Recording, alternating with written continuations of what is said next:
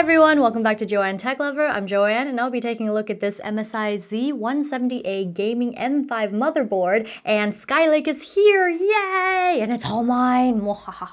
This is a socket LGA 1151 board with the Intel Z170 chipset. This motherboard comes with Click BIOS 5 and SteelSeries peripherals will work great with MSI gaming motherboards. It's military class 5 certified with titanium chokes, which is very impressive, and these chokes withstand higher temps and have efficient heat dissipation. You get a 1-year premium subscription to XSplit Gamecaster, and you can overclock using the MSI gaming app. With OC Engine 2, you can overclock per megahertz. Skylake is winning! You get an unlimited RAM disk that speeds system performance, and this motherboard is compatible with Windows 10, and I'll probably upgrade to that for my next build. It comes with Audio Boost 3 and a HEMIC audio enhancer, with dual OPA 1652 amps and metal EMI shielding for even more awesome sound quality over the Audio Boost 2. The HEMIC is a software solution for you to tweak and enhance your audio. And you get killer E2400 gigabit LAN with intelligent AES 2.0 that automatically prioritizes game traffic over other apps. There's also MSI's twin turbo M.2 connectors, but more on that later. This is the second motherboard from MSI that I've seen USB 3.1 on, the other being the Z170A Gaming 6.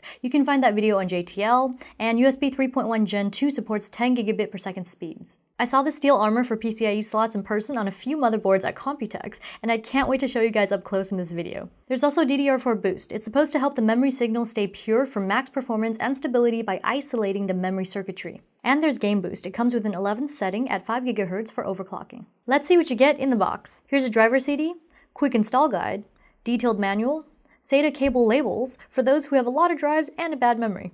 This is a door hanger, mostly for travel, I presume. There's even a thank you note from MSI. Aw, they shouldn't have. You get 4 SATA 6 gigabit per second cables, 2 L-shaped, and 2 straight plugs, as well as a foam padded I/O shield with classic MSI red and black colors. Here's an SLI flexible bridge and MSI Gaming G Series case badge. As you can see, the PCB is black, which is a fan favorite. This is an ATX form factor board measuring 305mm or 12 inches by 244mm or 9.6 inches. As for the design, it's black and red mostly, of course, and you get a unique dragonfly wing look on the VRM cooler. Methinks, anyhow. There's also an interesting pattern on the cooler above the Z170 Express chipset. There's a total of 5 4-pin fan headers, 2 CPU fan connectors, and 3 system fan connectors. This is the LGA 1151 CPU socket, and it supports 6th gen Intel Core processors. Here's a look at the 4 DDR4 DIMM slots. You get dual-channel memory supporting up to 64 gigs, as well as support for DDR4 up to 3600 MHz overclocked. You also have support for ECC unbuffered memory and Intel XMP. I believe this is the XMP LED. The LED shows the XMP status. Here are the two M.2 32 gigabit per second slots. They support PCIe 3.0 X4 and SATA 6 gigabit per second standards, as well as PCIe 3.0 X4 NVMe mini SAS SSD with turbo U.2 host card. There's support for up to 64 gigabit per second speeds with twin turbo, yowza, and you can install up to an 80mm or 3.14 inch length card. There are 3 PCIe 3.0 X16 slots on this board. Single card setup supports X16 mode, dual card setup supports X8, X8 modes, and triple card setup supports X8, X8, X4 modes, and X8, X8, X1 modes. There's a very handy diagram on page 30 of the user guide that shows you what that looks like. You can set up 2-way NVIDIA SLI or 3-way AMD Crossfire. Here's a closer look at the steel armor on the PCIe slots. It prevents damage to the slot in case you somehow rage mode on the card and yank it out of the slot hard enough to pull the slot out too. I don't see that happening with me, as I'm usually very careful about these things. It also helps with cooling. I wish all 3 PCIe slots had this armor, but most peeps probably won't be doing a 3-way setup.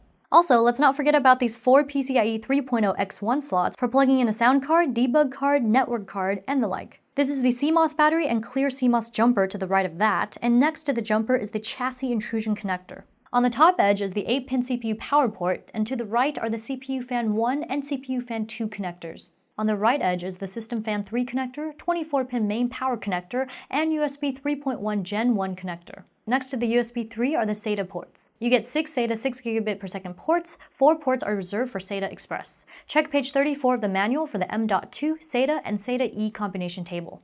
RAID 0, 1, 5, and 10 are available on SATA 1 to SATA 6. Beneath the SATA ports is the debug code LED. Check page 42 for the debug code LED table. On the bottom edge are the system panel connectors, 2 USB 2.0 connectors, serial port connector, and TPM module connector. To the left of that is the JTBT1 connector for connecting a specific card. This is a mystery to me at the moment, but I'm sure I'll find out in time. And here's the slow-mo booting switch, System Fan 2 connector, and audio connector. This PCB is 4 layers thick as indicated by the number on this brown box. Finally, we have a look at the rear I/O. Here's the PS2 connector for a PS2 mouse or keyboard. Beneath that are two USB 2.0 ports. These 3 ports are also gaming device ports, which means they work with Mouse Master software so that you can fully program your gaming mouse. There's also the gaming hotkey feature that allows you to customize your F1 to F12 keys. Next to that is the DVI-D connector. It supports a max res of 1920 by 1200 at 60 Hz, and we have the USB 3.1 Gen 2 Type A port here with the USB 3.1 Gen 2 Type C port below that. Both can achieve max speeds of up to 10 gigabits per second.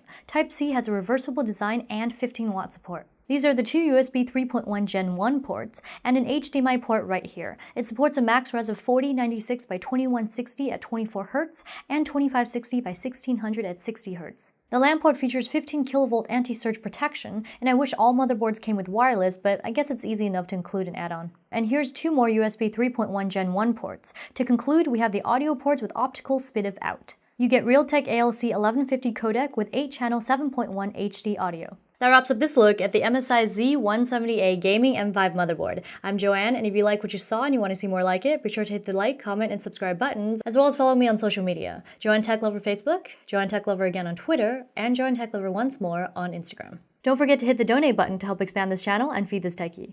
Be sure to check out my other YouTube channels, JTO Lifestyle for everyday gadgets, and JTO Cuteness Overload for an injection of cuteness into your day. Last but not least is storeenvy.com, where you can go ahead and check out my 8.5 by 11-inch autograph prints that you can buy. I guess all that's left to say is mwah!